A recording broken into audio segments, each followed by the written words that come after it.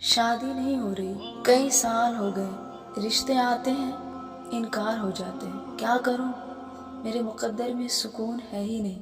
میں اللہ سے بہت دعا کرتی ہوں، قبول ہی نہیں ہو رہی۔ کب میری دعا قبول ہوگی؟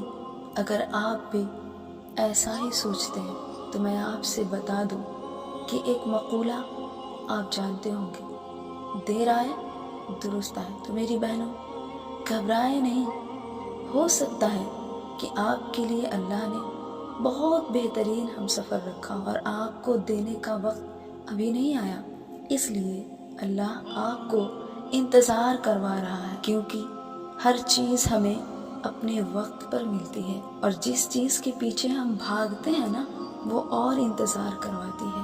تو خاموش ہو جائیں اور سب کچھ اللہ پر چھوڑ دیں، وہ بہتر کرے گا، اور اللہ سے دعا کرتے رہیں۔ میں آپ کو حال ہی کا ایک سچا واقعہ بتلا رہی ہوں۔ ایک لڑکی جس نے اپنی آدھی عمر گزار دی شادی کے انتظار میں، سب نے اس کا ساتھ چھوڑ دیا تھا، مگر اس کی امید ختم نہیں ہوئی تھی۔ مسلسل اللہ سے تہجد میں اپنے لیے دعا کرتی رہی، نا امید نہیں ہوئی۔ اچانک سے ان کا ایک رشتہ آیا اور ہفتے دن میں وہ نکاح کے بندھن میں بندھ گئی۔ آج جب میری ان سے ملاقات ہوئی تو میں نے ان سے کہا کہ آخر آپ نے ایسا کیا جادو کیا، کون سا وظیفہ استعمال کیا؟ پتہ ہے انہوں نے کیا جواب دیا؟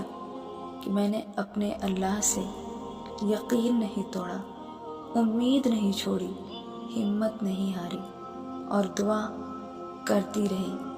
بالآخر اللہ تعالیٰ نے آج مجھے ایک بہترین، شریف، اچھے اخلاق والا، مالدار اور محبتی شوہر سے نوازا ہے۔